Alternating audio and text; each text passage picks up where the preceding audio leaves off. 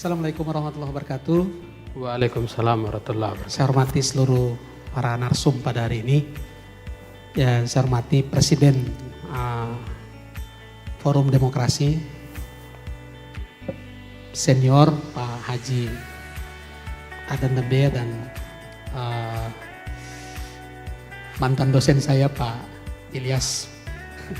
Izin Pak berada di depan Pak. Seluruh Bapak Ibu politisi, pemerhati LSM yang saya tidak bisa sebutkan satu persatu, mohon maaf. Yang pertama, bahwa sampai dengan saat ini saya pribadi menganggap bahwa WTP adalah sesuatu yang super. Saya mungkin berbeda dengan Bapak Ibu sebagian. Bahwa WTP adalah sebuah sistem untuk mengevaluasi tata kelola keuangan selama setahun. Dan itu wajib dilakukan. Sebab dievaluasi saja banyak hal yang muncul, bagaimana ketika kita menganggap WTP biasa-biasa saja. Itu yang pertama. Yang kedua, kriteria WTP telah ditetapkan oleh undang-undang. Kesesuaian dengan SAP yang dimaksud dalam satu kriteria WTP itu tidak main-main Pak. Dia harus memastikan pencatatan angka-angka itu benar-benar sesuai dengan standar akuntansi pemerintahan. Kesesuaian tersebut termasuk definisinya, pengakuan, pengukuran nilai rupiah dari suatu transaksi. Jadi kalau ada analogi dari Pak Senior tadi, korek api 100, anggarkan 100 dan 100, saya kira tidak demikian. Karena memang kriteria yang ditetapkan itu benar-benar memiliki tahapan yang final. Yang kedua adalah sisi kepatuhan. Kepatuhan dimaksud adalah kepatuhan terhadap peraturan perundang-undangan. Benar anggaran korek api 100. Tapi pada saat orang membelinya juga dengan pertanggungjawaban 100, BPK tidak hanya akan melihat bentuk pertanggungjawaban, tetapi akan membuktikan kebenaran pertanggungjawaban, kewajaran pertanggungjawaban. Dia harus cross check di mana tempat belinya, sampai ke sana. Jadi tidak hanya sekedar mengolah data yang ada, tetapi investigasi lapangan juga dilakukan. Tapi sampel ya? Iya, tapi memang sifat pemeriksaan BPK seperti yang disampaikan oleh senior kita tadi, Pak Musi, masih bersifat sampling. Ya. Yang ketiga, sistem pengendalian intern. Outputnya harus tercapai, efektif, efisien tidak pengelolaan keuangannya. Dan terakhir adalah kecukupan pengungkapan. Ini bentuk daripada sebuah transparansi. Nah, mari kita kaitkan dengan apakah kalau sudah WTP tidak korupsi? Nah, tentu tidak hanya sekedar menjawab tidak dan ya. Tapi mari kita lihat apa faktor yang menyebabkan korupsi. Kemudian kita combine dengan kriteria yang ditetapkan oleh BPK. Kalau kita melihat pendapat para ahli dan para pakar yang sudah sangat viral tentang faktor-faktor yang menyebabkan korupsi, itu di sana ada yang disebut dengan keserakahan, di sana ada yang disebut dengan kebutuhan, di sana ada yang disebut dengan kesempatan, dan terakhir di sana ada yang disebut dengan pengungkapan.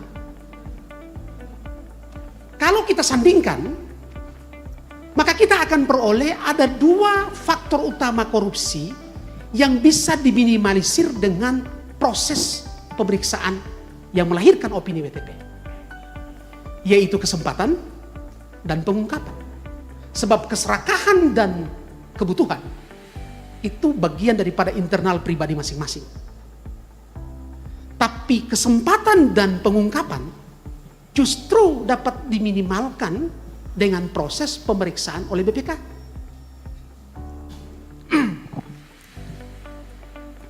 Saya mungkin mau menganalogikan Pak, bahwa WTP atau opini WTP itu ibarat pagar dan rumah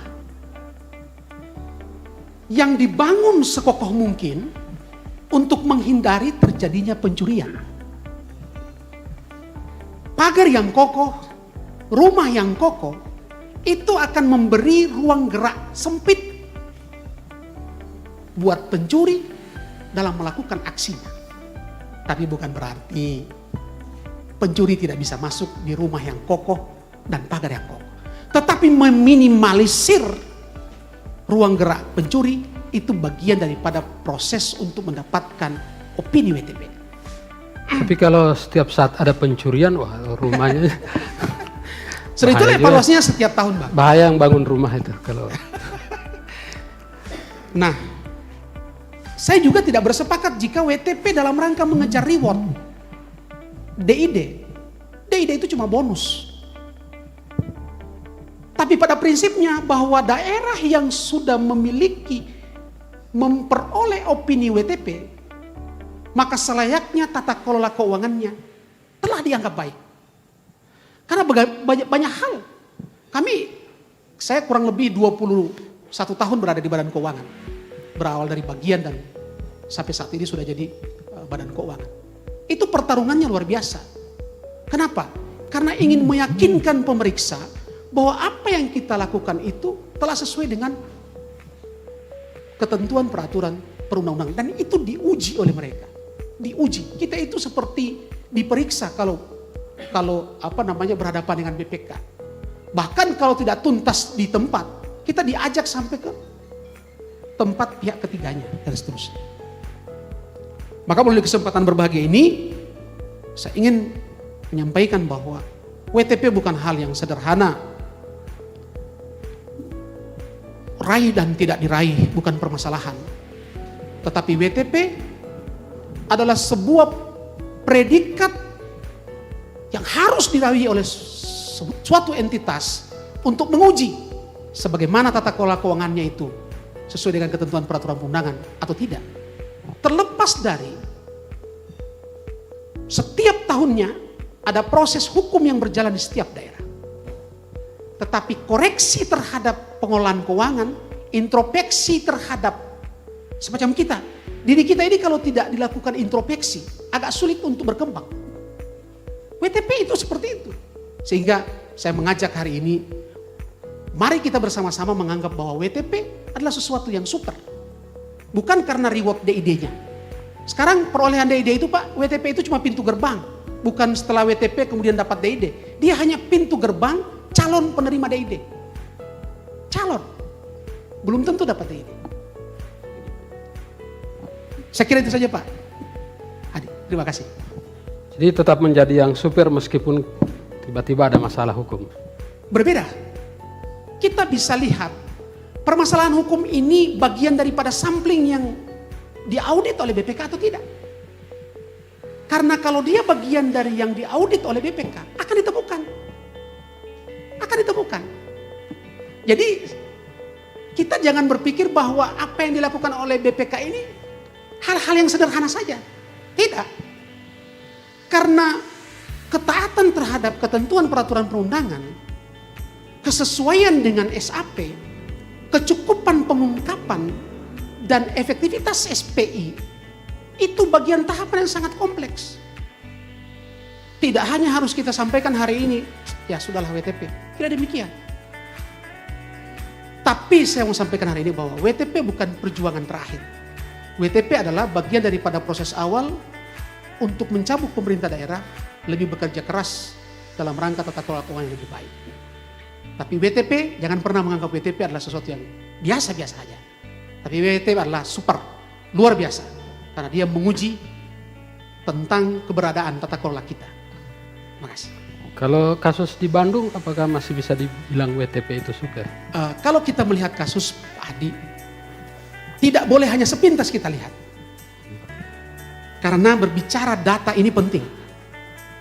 Sebab apa yang kita baca di media itu belum tentu fakta terjadi di sana yang sebenarnya. Dan juga kita tidak mengetahui bagaimana proses pengelolaan keuangan mereka setiap tahunnya. Apa-apa yang diperiksa oleh BPK, sampling mana yang diambil, kita tidak tahu. Jadi kalau WTP selalu dikaitkan dengan kalau korupsi, kalau WTP belum tentu korupsi, saya sudah analogikan tadi. Bahwa WTP adalah meminimalisir korupsi. Meminimalisir, dia bagaikan pagar dan rumah yang kokoh. Orang yang mengabaikan WTP atau menganggap WTP bagian daripada sederhana, berarti dia sementara membangun pagar yang tidak kokoh. Dan yang membangun rumah yang bisa saja digoncang-gancingkan oleh keadaan bumi ini bisa roboh seketika. Maka penting sekali untuk kita pahami bersama bahwa WTP sesuatu yang super dan patut disupport pemerintah daerah. Bagaimana bisa memperoleh WTP dalam tanda petik. WTP yang diperoleh tanpa ada perjuangan, tanpa ada jual beli. Tapi WTP yang murni. WTP murni diperoleh. Tidak ada suap menyuap di sana. Tetapi benar-benar murni diperoleh. Terima kasih Pak. Kabupaten Gorontalo murni ya. Alhamdulillah Pak. Alhamdulillah. Sampai dengan detik ini. Tidak boleh dibantah bahwa hampir semua delik korupsi yang sudah diproses maupun yang belum diproses bukan hasil audit dan bukan deteksi dari audit BPK. Itu satu. Yang kedua, bahwa WTP ini kan pemeriksaan atas laporan keuangan. Apakah laporan keuangan itu sudah disusun sesuai dengan standar akuntansi pemerintah? Sudah ada kecukupan pengungkapan hal-hal yang material, semua sudah diungkap, konsisten terhadap aturan perundang-undangan, atau efektif tidaknya sistem pengendalian internal pemerintah. Kalau itu empat-empat ada dan bisa ditelusuri dalam laporan keuangan, maka WTP. Oke, kita tes case. Kita tidak boleh hanya bergerak dalam ungkapan-ungkapan yang normatif. Kita akan mencoba untuk membuktikan bahwa ada ketidakcukupan pengungkapan, ada ketidakkonsistenan terhadap aturan perundang-undangan, ada tidak efektifnya sistem pengendalian internal pemerintah dalam laporan keuangan sebuah entitas, tetapi entitas itu justru mendapatkan WTP berkali-kali. Mungkin bisa ditampilkan slide-nya kalau bisa, supaya ada fakta. Jangan kita bicara tidak ada fakta. Ini yang di atas ini adalah salah satu peraturan kepala daerah, salah satu entitas di Provinsi Gorontalo. Kita tidak perlu sebutkan, sebab saya menghindar dari delik. Tapi mudah-mudahan ini juga bisa dilihat oleh BPK, sebab ini karya BPK. Di dalam peraturan kepala daerah tentang penjabaran APBD perubahan, itu berarti adalah aturan yang paling terakhir memandu pelaksanaan anggaran. Itu ada dicantumkan bahwa belanja hibah pemerintah daerah kepada satu entitas penerima hibah itu ada 5 miliar. Ya, ada 5 miliar. Aturan ini 2 minggu sebelum diundangkan oleh pemerintah daerah sudah ada di BPK, sudah ada di inspektorat. Sebelum diundangkan Pergub ini atau peraturan kepala daerah ini sudah ada di BPK, sudah ada di inspektur, sehingga sama-sama saling mengendalikan.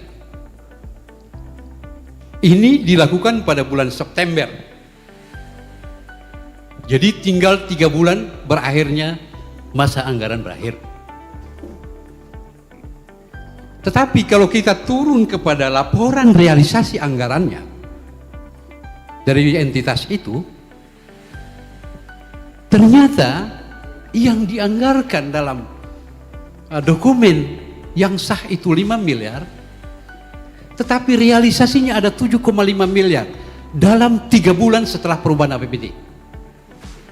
Padahal perubahan setelah perubahan APBD itu hanya dimungkinkan jika ada asumsi 50% pendapatan tidak bisa dicapai. Atau 50% pendapatan melebihi dari yang ditargetkan.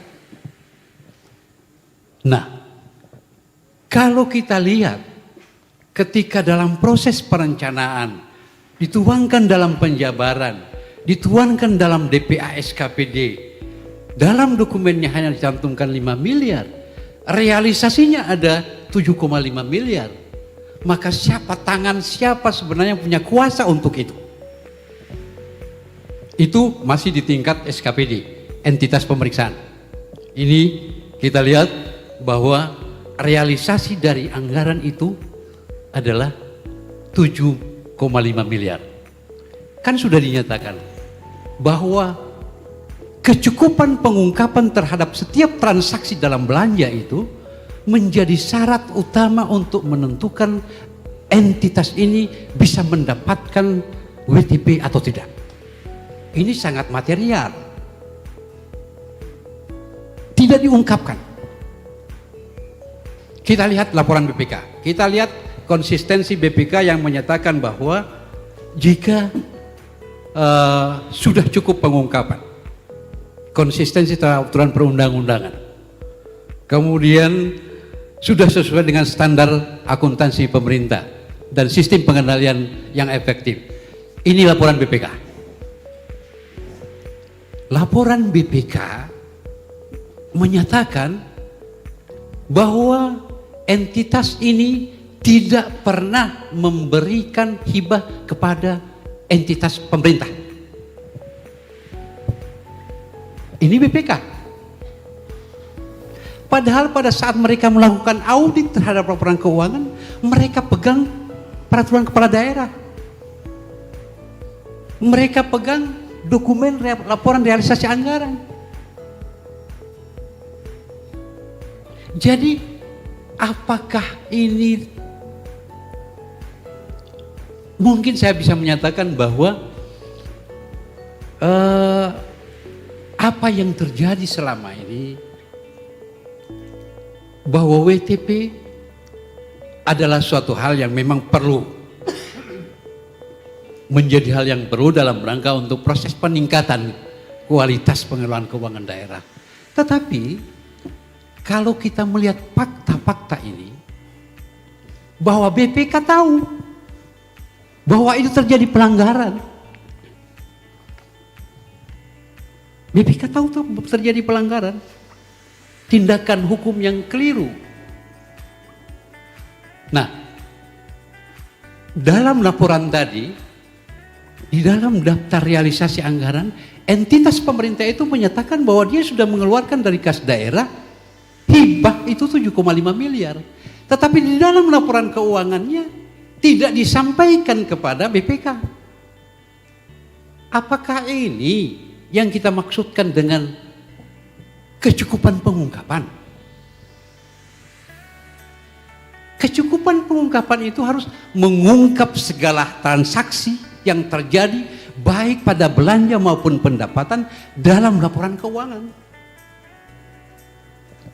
Nah, kalau seperti ini cara dan praktek evaluasi, kalau seperti ini cara dan praktek audit BPK terhadap laporan keuangan sebuah entitas, maka wajar orang menyatakan bahwa WTP ini adalah komoditas politik.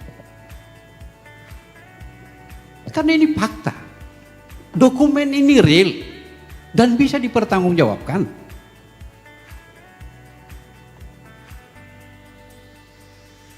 Nah, saya hanya ingin untuk menyampaikan satu hal dalam urusan dengan audit ini. Kan kita semua yakin bahwa audit BPK itu jangan dinyatakan dilakukan model sampling. Itu bukan. Keliru kalau orang menyatakan bahwa audit BPK itu pola sampling. Sebab kalau pola sampling dianggap bahwa ini mewakili populasi yang tidak diaudit. Padahal tidak seperti itu. Seperti yang kita lihat bahwa kenyataan baik BPK maupun pemerintah daerah sebagai entitas terperiksa itu melakukan pelanggaran. Ini fakta, ini bukti. Bukan sebuah hoax, tapi dokumen itu ada. Itu kedua. Yang ketiga, Bapak dan Ibu sekalian, konsistensi terhadap aturan perundang-undangan. Yang namanya hibah itu dari PP 58 sampai PP 12, yang namanya hibah itu terencana. Di dalam sistem akuntansi pemerintah PP 71 2010 juga hibah itu terencana. Bahwa hibah ditetapkan by name, by address, by quantity saat penetapan APBD. Tapi yang kita lihat tadi ada 2,5 miliar yang masuk di saat akhir pelaksanaan anggaran pemerintah daerah. Ini nonsen. BPK tahu, pemerintah tahu, tapi BPK membiarkan itu. Dari dulu yang namanya hibah itu adalah terencana. Sekali lagi terencana. Dari dulu sampai sekarang yang namanya hibah itu, objek hibah itu adalah entitas, badan, lembaga, koperasi, yayasan. Tidak ada yang namanya hibah diberikan kepada pribadi. Tidak ada hibah yang diberikan pada pribadi. Bansos bisa kepada lembaga, bisa kepada pribadi. Nah, dari data yang saya sampaikan tadi, kalau sebuah entitas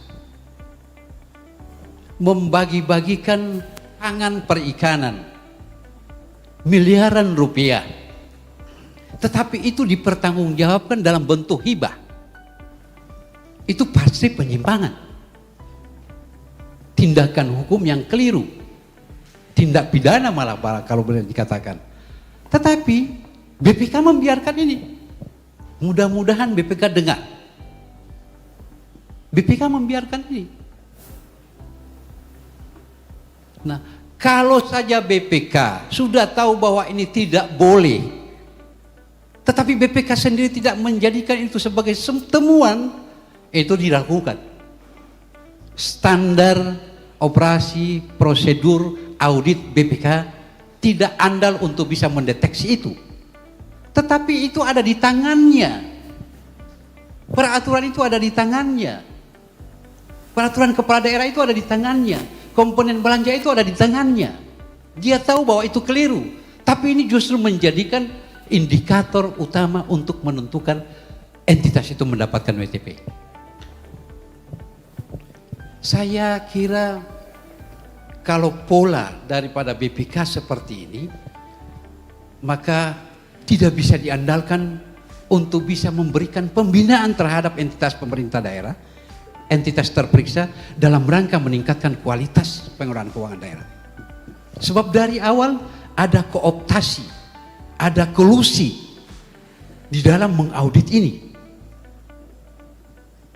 Sehingga kalau pemeriksa saja sudah melakukan praktek-praktek seperti itu, maka dapat dibayangkan objek pemeriksaan yang lain, kabupaten kota, bagaimana nasibnya dalam menyampaikan laporan pengelolaan keuangan daerah. Ini menjadi keresahan kita dan sekaligus menjadi harapan kita. Jangan praktek-praktek seperti ini dilakukan oleh BPK. Tidak boleh dilakukan. Sebab di samping tidak menguntungkan objek pemeriksaan dalam rangka meningkatkan kualitas pengelolaan keuangan daerah, juga tidak menguntungkan bagi masyarakat. Sebab standar operasi prosedur audit seperti itu tidak andal untuk menemukan berbagai macam penyimpangan. Saya kira hanya ini yang dapat saya sampaikan. Mudah-mudahan ini bisa didengarkan dan jadi bahan kajian terutama bagi BPK di dalam rangka untuk karya-karya audit ke depan. Saya kira hanya itu Pak Hadi. Terima kasih. Kira-kira data-data yang ditampilkan itu saya mau beri kesempatan siapa yang menjawab. Saya tidak mencantumkan kepada siapa. Oh, iya. Tapi yang duduk di sini sudah merasakan ini milik siapa.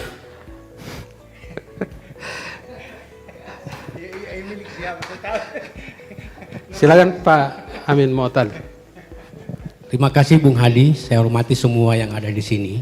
Yang pertama, saya menyayangkan ketidakhadiran dari BPK. Topik yang diangkat malam hari ini terkait dengan independensi identitas daripada Badan Pemeriksa Keuangan perwakilan Gorontalo. Tapi alasan yang dikemukakan tadi saya kira tidak masuk akal. Hanya karena persoalan ada pemeriksaan di tempat lain, saya kira malam ini saya yakin hanya ada waktu 3 jam di sini tidak akan mengganggu kinerja mereka. Tapi apakah ketidakhadiran mereka ini dugaan saya, ketakutan mereka di dalam menjelaskan pertanyaan publik yang sebenarnya, atau memang alasan itu benar?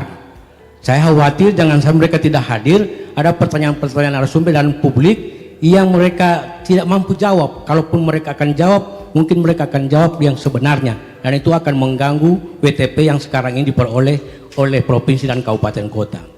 Jadi itu kita menyayangkan itu.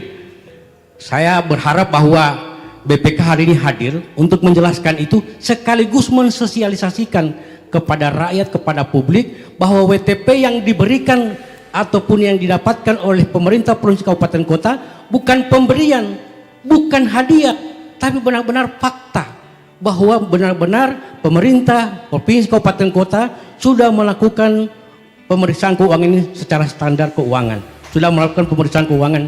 Itu yang kita harapkan. Tapi hari ini mereka tidak hadir. Insya Allah kita akan hadirkan lagi di kedua. Kemudian kedua, saya dengan Pak Musii bahwa Kabupaten Bogor itu terjadi OTT. Dan OTT-nya ini bukan korupsi, tapi OTT-nya ini adalah dalam rangka untuk mendapatkan WTP. Pak Musii menyatakan bahwa itu adalah oknum. Kalau Kabupaten Bogor ini berada di luar negeri, saya mungkin percaya bahwa itu oknum. Tapi Kabupaten Bogor ini berada di NKRI, di negara Republik Indonesia, sama dengan Kabupaten Gorontalo, sama dengan Provinsi Gorontalo. Artinya kondisi yang terjadi di Kabupaten Bogor itu bisa mungkin terjadi juga di daerah-daerah lain. Karena WTP ini esensinya mendapatkan WTP. Kepala Bagian Keuangan melapor Bupati bahwa daerah kita tidak akan mendapatkan WTP. Maka dicarilah langkah-langkah, dicarilah cara-cara untuk bagaimana mendapatkan WTP. Tapi alhamdulillah KPK mencium aroma itu dan terjadilah OTT. Nah mudah-mudahan WTP yang saya dengar ada sudah 9 kali, ada yang sudah 7 kali. Apa benar kalau ini didapatkan secara murni? Ini pertanyaan saya, karena tadi Pak Manam saya sepakat dengan Pak Kepala Badan Keuangan, karena ini pernah sama-sama dengan saya di Kabupaten Gorontalo, bahwa WTP ini super. WTP ini adalah satu cara untuk meliminir korupsi. Kalau itu dilakukan dengan cara yang baik, dengan cara yang murni, itu bisa mengeliminir pencuri masuk dalam rumah. Tapi andaikan itu diperoleh dengan cara yang tidak benar Pak Hadi, maka itu justru memberi ruang untuk pencuri masuk ke dalam rumah itu. Iya, karena para aparat, wah sudah, kita kan yang penting nanti insya Allah akan dapat WTP. Nah, pencuri pegang kunci rumah. Nah itu. Tetapi justru saya sepakat, pemeriksa BPK ini menyatakan bahwa ini tidak wajar mendapatkan WTP. Itu justru lebih baik di dalam rangka untuk meliminir korupsi. Karena ada efek jerah yang dilakukan oleh BPK. Tetapi dengan WTP yang 7 kali, 9 kali ini justru meninabobokan pengelola keuangan, bahwa satu ketika pemeriksaan cuma 2 bulan, pada akhirnya juga kita akan mendapatkan WTP. Ini justru menurut saya WTP ini memberikan pembelajaran meninabobokanlah, membiasakan yang tidak baik. Tapi kalau BPK benar-benar melakukan pemeriksaan keuangan dengan benar, saya yakin Pak pada ketakutan, karena saya pernah mengalami itu. Luar biasa, begitu WPK melakukan pemeriksaan keuangan dengan secara serius, luar biasa Pak temuan-temuannya, dan kita pada ketakutan. Kalau itu dilakukan terus-menerus dan secara konsisten, saya yakin apa yang disampaikan oleh Pak Mana itu akan terjadi, akan meminimalisir pencuri masuk dalam rumah. Pak Amin, ya, Bapak ketakutan itu berarti ada sesuatu itu. Ya, itu bukti bahwa ada temuan yang luar biasa. Artinya kalau BPK ini benar-benar betul-betul secara konsisten melakukan pemeriksaan keuangan dengan benar, pasti Pak tidak akan dapat WTP. Saya punya dugaan itu.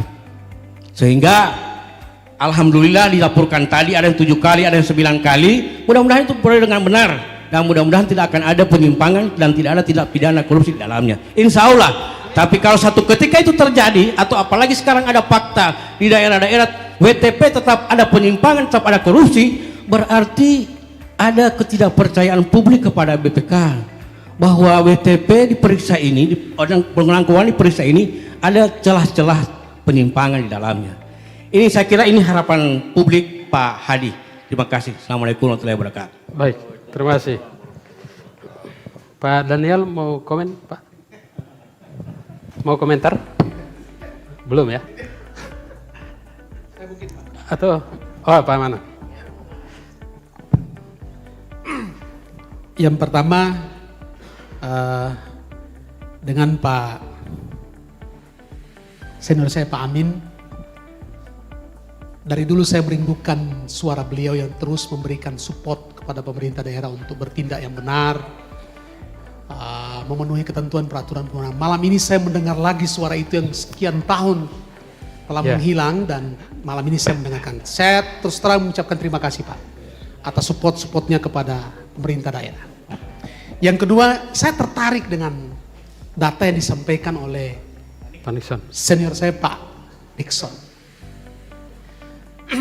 Walaupun tidak disampaikan secara detail itu di lokusnya di mana, di kabupaten mana atau di provinsi mana. Tetapi naluri saya sebagai orang keuangan bertanya. Pertama bahwa data itu data 2019. Sistem digitalisasi pengelolaan keuangan itu telah dimulai sejak 2006. Sejak 2006. Pilot projectnya adalah Kabupaten Gorontalo pada saat itu. Yang kita kenal saat ini adalah Simda. Ketika ada anggaran 5 miliar kemudian terrealisasi 7,5 miliar, itu tidak mungkin. Sangat tidak mungkin.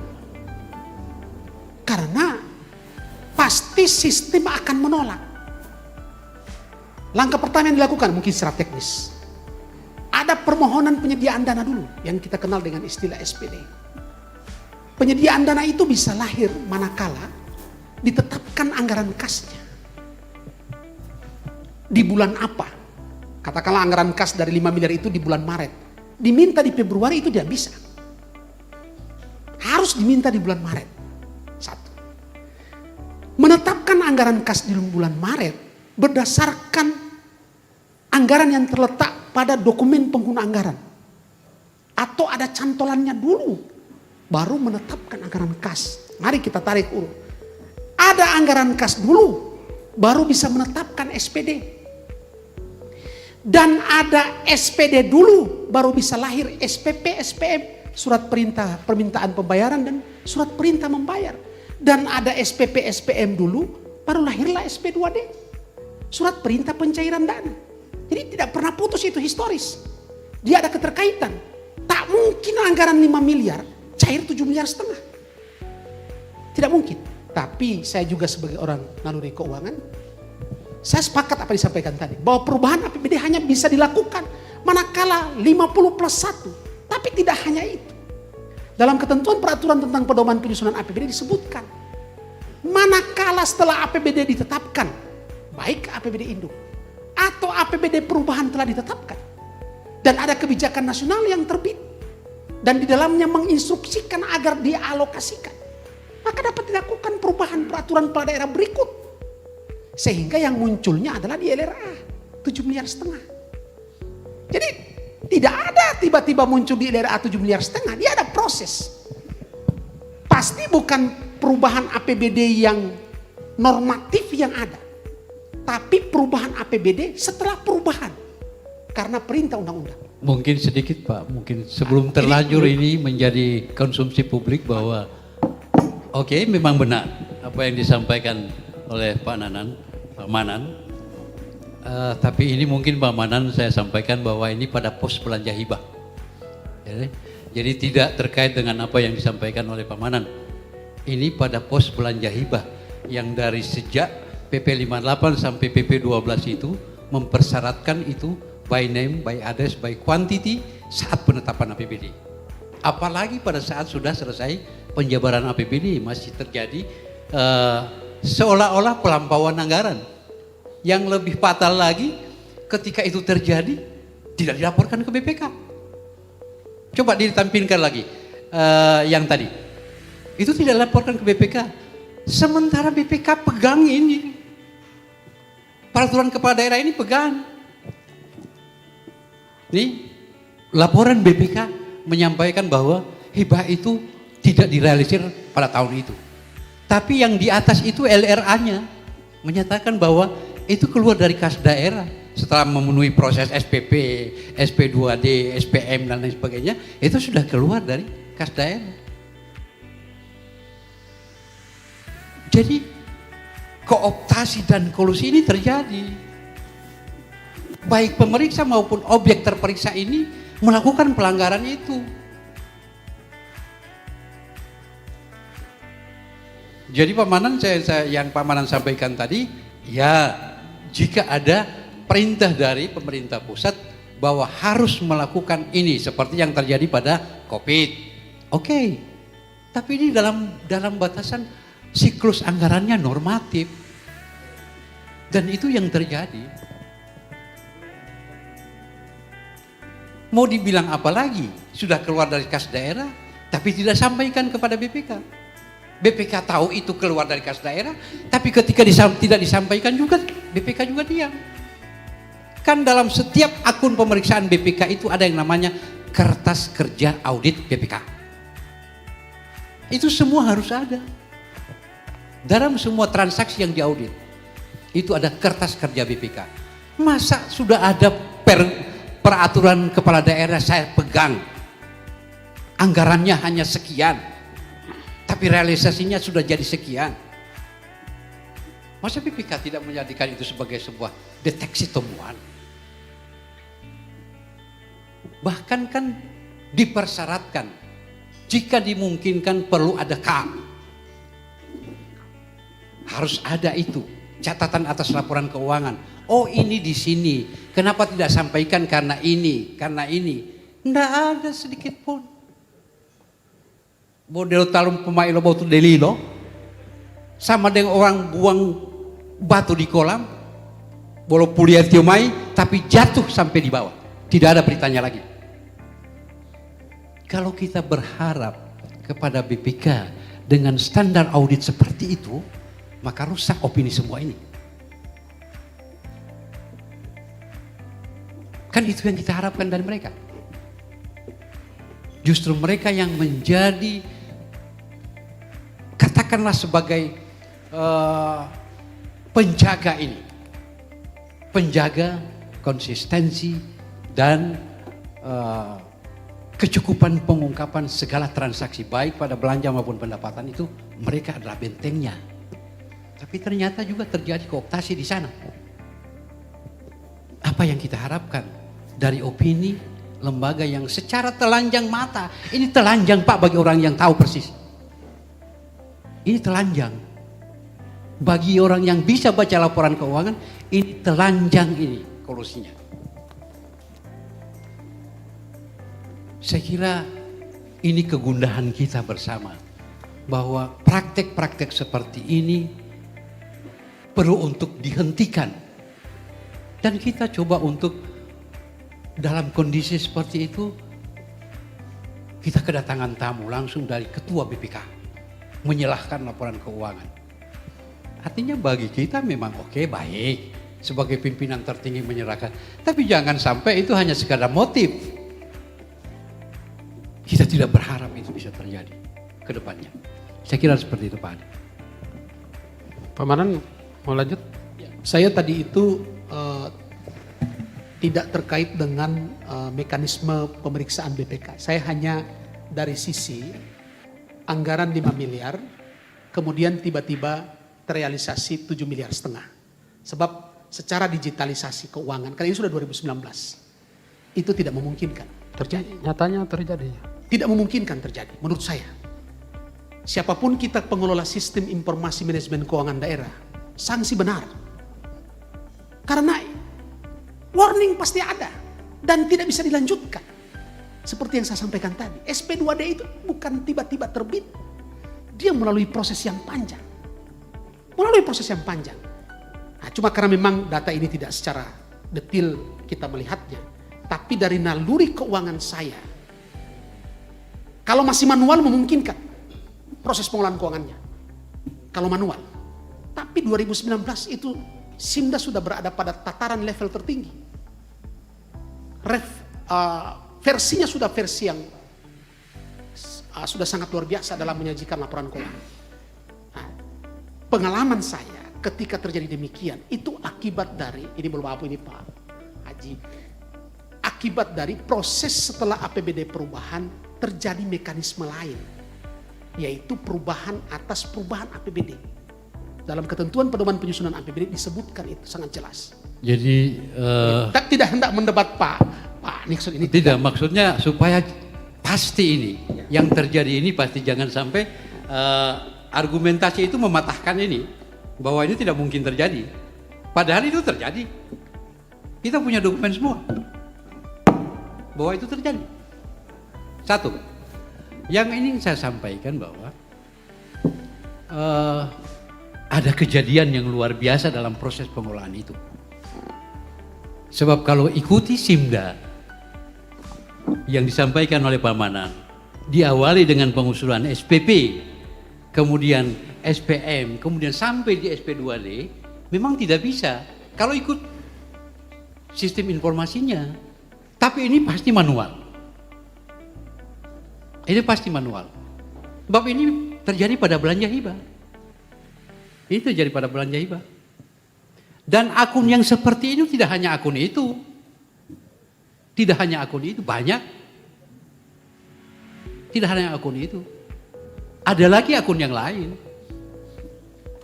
Jadi Pak Manan mungkin ini standar prosedurnya yang sesuai dengan sistem ini ya. Tetapi ini kejadian memang luar biasa. Bahkan pada tahun itu, pada saat menjelang 1 bulan setelah akan melakukan perubahan, ada terjadi 11 kali pergeseran APBD.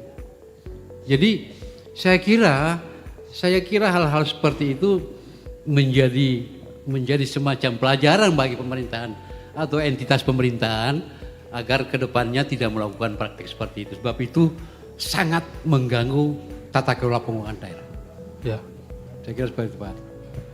Benar apa yang disampaikan bahwa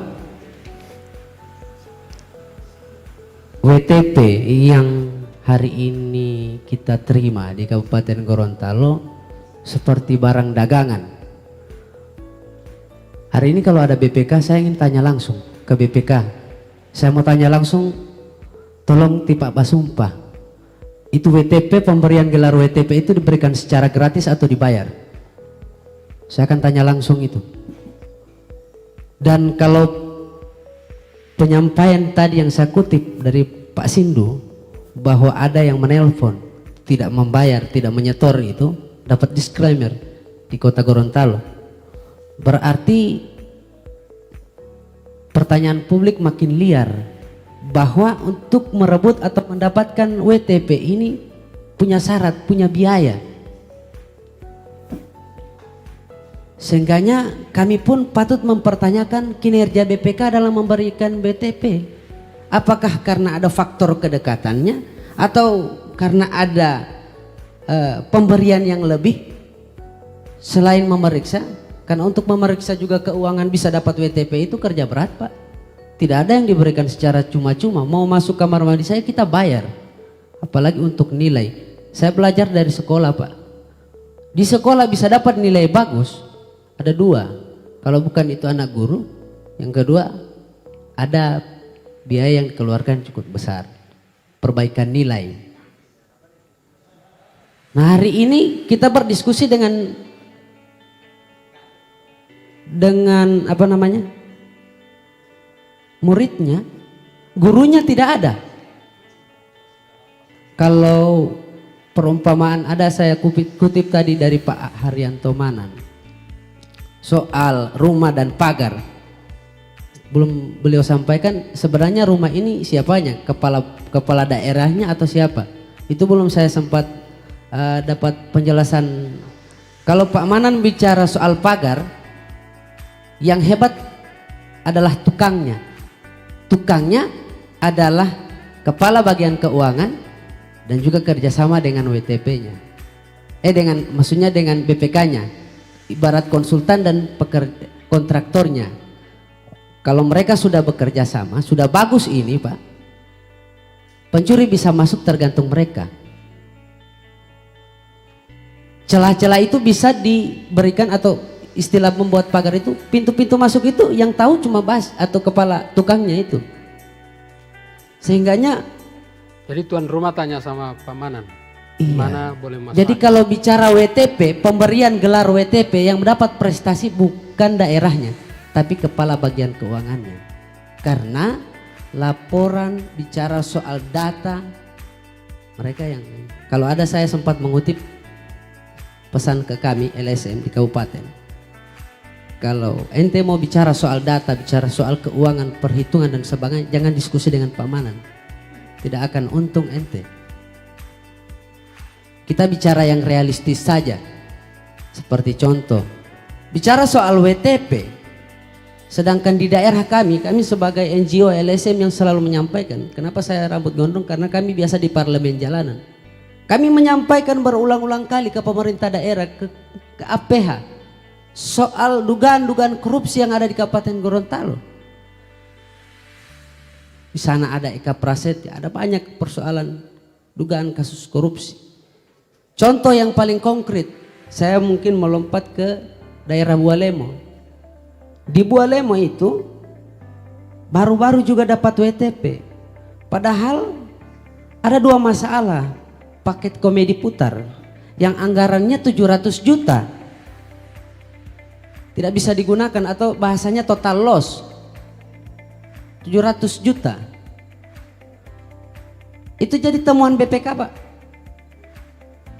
Yang berikut soal makan minum di Dinas Kesehatan untuk kegiatan vaksinasi. Ada dugaan markup dan itu prosesnya sudah dikejari. Berdasarkan temuan BPK, tiba-tiba Bualemo dapat WTP. Aneh bin ajaib. Seolah-olah ada yang diabaikan. Nah, kalaupun saya mengutip tadi yang disampaikan oleh Pak Deswer, kalau kita bicara soal paling jauh, soal bagaimana kemudian kita mencari potensi-potensi korupsi di Kabupaten Gorontalo, kalau perlu kita masuk di paling sensitifnya fee, pemberian fee itu, kan itu tidak bicara soal data, itu bicara kamar lain, bicara kamar khusus. Seandainya kalaupun soal WTP bisa masuk sampai ke ranah itu, apakah masih akan dapat seperti itu? WTP ini Pak, ini jadi materi kampanye bagi kepala daerah. Dan ini jadi seolah-olah senjata paling ampuh. Bahasa Pasindo bempernya. Sehingganya ada kekuatan yang super bisa melindungi APH bisa masuk ke ranah itu. Dan saya rasa kalau bicara soal hitung-menghitung, APH sulit untuk masuk. Sehingganya mungkin APH tidak dilibatkan dalam pemberian WTP. Tapi kalau kita bicara soal realistis yang ada di lapangan, yang sering kami temui Pak, berbeda kondisinya. Untung saja WTP ada batasan-batasan itu. Jadi mungkin kalau dari saya, yang hebat bukan Kabupaten Gorontalo tapi Pak Manan yang hebat untuk soal WTP di Kabupaten Gorontalo. Itu dulu dari saya Pak. Terima kasih. Ada penjelasan di Undang-Undang Nomor 23 Tahun 2014 tentang pemerintahan daerah, di mana di pasal 311 ayat 1 itu menyebutkan, yaitu wajib bagi kepala daerah mengajukan ranperda tentang APBD kepada DPRD sesuai dengan waktu yang ditentukan oleh ketentuan peraturan perundang-undangan. Ini sebelum masuk saya tidak masuk saja pada soal WTP, opini WTP, karena ini prosesnya ini berada di sini, soal pengelolaan, perencanaan, dimulai dari sini, dimulai dari APBD, dari ranperda, kemudian APBD, sehingga itu yang kemudian diperiksa diaudit oleh BPK RI. Nah, kemudian untuk ketentuan tersebut dapat dilihat di PP 12 tahun 2019 tentang pengelolaan keuangan daerah, di mana sebagai peraturan perundang-undangan pelaksanaan dari pasal 330 Undang-Undang 23 tahun 2014 yang berbunyi ketentuan lebih lanjut mengenai penyusunan pelaksanaan penatausahaan, pelaporan, pengawasan dan pertanggungjawaban keuangan daerah diatur dengan peraturan pemerintah. Ini maksud dari pasal 330 di Undang-Undang 23. Nah, peraturan pemerintah yang dimaksud yaitu PP 12, peraturan pemerintah nomor 12 tahun 2019. Ada yang menarik Pak Hadi. Jadi tiap tahun APBD yang nantinya diaudit oleh BPK itu disajikan dan saya ibaratkan sebagai makanan itu belum matang Bang Hadi. Yang harusnya di pasal 104 ayat 1 PP 12 tahun 2019 menyebutkan kepala daerah wajib mengajukan ranperda tentang APBD disertai penjelasan dan dokumen pendukung pada DPRD paling lambat 60 hari sebelum 1 bulan tahun anggaran berakhir untuk memperoleh persetujuan bersama antara kepala daerah dan DPRD. Saya masuk di prasa itu saja Pak Hadi, pasal hukumnya itu. Cuman sayang di sini tidak ada ahli bahasa, di BPK juga tidak ada. Jadi 60 hari sebelum 1 bulan tahun anggaran berakhir. 1 bulan tahun anggaran berakhir itu jadi tahun anggaran berakhir di 31 Desember. Jadi 1 bulannya itu berarti 1 Desember atau 31 November. 60 hari sebelum itu, paling lambat 60 hari sebelum 1 bulan tahun anggaran berakhir. Menurut saya paling lambat itu akhir September Bang Hadi. Paling lambat itu akhir September. Nah, di Kabupaten Gorontalo itu tiap tahun APBD disahkan, dibahas maupun disahkan itu di tanggal 25 November bertepatan dengan hari ulang tahun kabupaten. Artinya dari proses penetapan APBD saja sudah melanggar ketentuan perundang-undangan Bang Hadi. Itu singkat saja di situ saja Bang Hadi. Kemudian ada satu contoh kasus lagi Bung Hadi, di Kabupaten Gorontalo, masih tetap di Kabupaten Gorontalo, saya fokus di situ, soal rumah sakit Boliohuto, rumah sakit Boliohuto. Di situ ada dana DAK, sumber anggarannya itu dana alokasi khusus, yang kemudian pengadaan barang dan jasanya masih mengacu di Perpres 54 2010.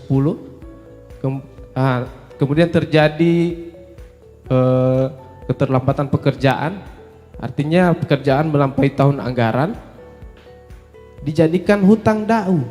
Jadi hutang DAK dibayar dengan DAU.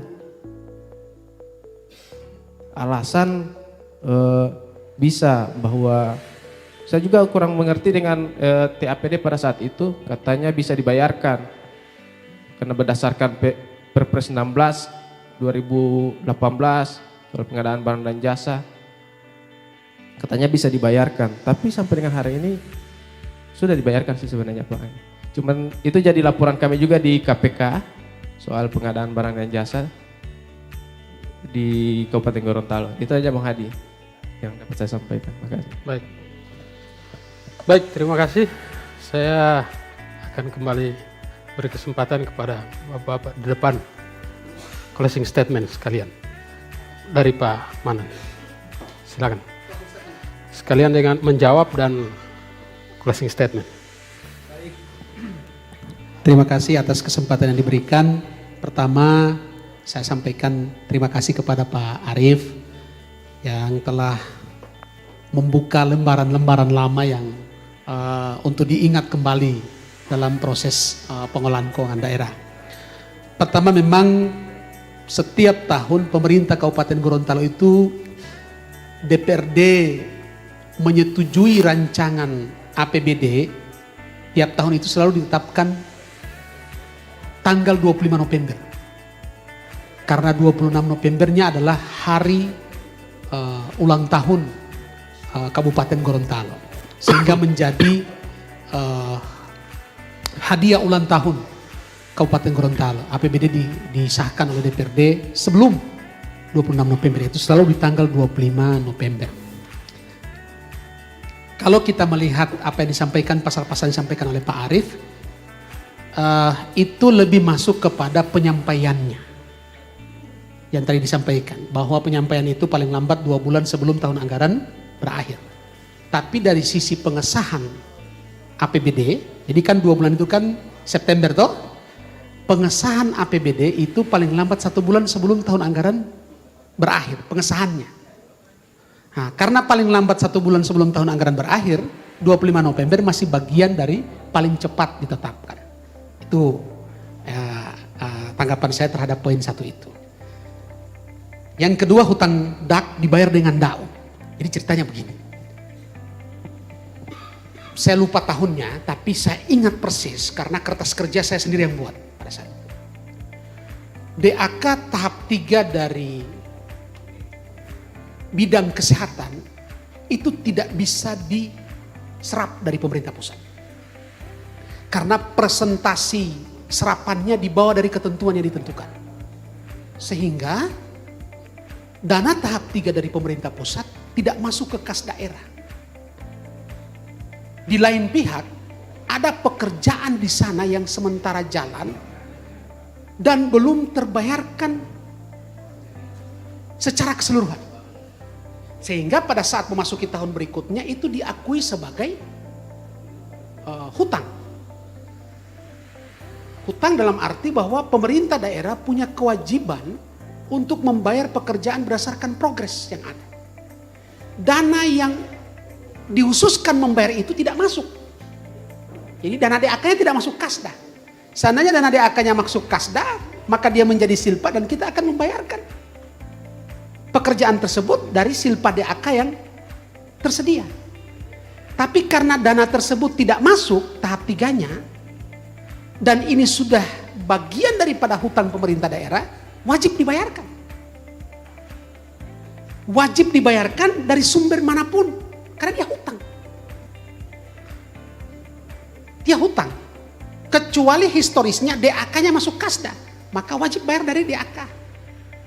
Tapi karena dana tahap 3-nya tidak masuk, pemerintah daerah harus membayar hutang tersebut. Pihak ketiga sudah melaksanakan pekerjaan sesuai dengan yang diperintahkan dalam perikatan. Itu ceritanya seperti itu. Ya benar, ada putus kontrak pada saat itu. Kemudian dilanjutkan lagi pekerjaannya. Kan sumber dananya sebahagian, saya ingat sekali itu ada sekitar 9 miliar yang harus dibayarkan, hanya 4 miliar yang tersedia dari sisa DAK yang tahap 1, tahap 2. 4 miliarnya itu diambil dari sumber dana lain, karena dia sudah menjadi bagian daripada proses yang dicatat sebagai hutang oleh pemerintah daerah. Saya kira mungkin itu saja, dan closing statement-nya adalah mari kita bersama-sama, kami dari Badan Keuangan Kabupaten Gorontalo tentu berharap masukan dari seluruh teman-teman, Pak Arief, Pak Taufik, Pak Rahmanto, dan seluruh para akademisi, para LSM dan pemerhati, bagaimana pengelolaan tata kelola keuangan di Kabupaten Gorontalo itu bisa lebih baik lagi. Kami yakin dan percaya masih banyak kekurangan-kekurangannya, dan tentu kami membutuhkan support dari semua pihak. Mudah-mudahan kehadiran Forum Demokrasi Gorontalo malam ini terus memberikan cambuk motivasi buat kami Badan Keuangan dan seluruh entitas di pemerintah Kabupaten Gorontalo untuk 2 kali lebih baik. Terima kasih.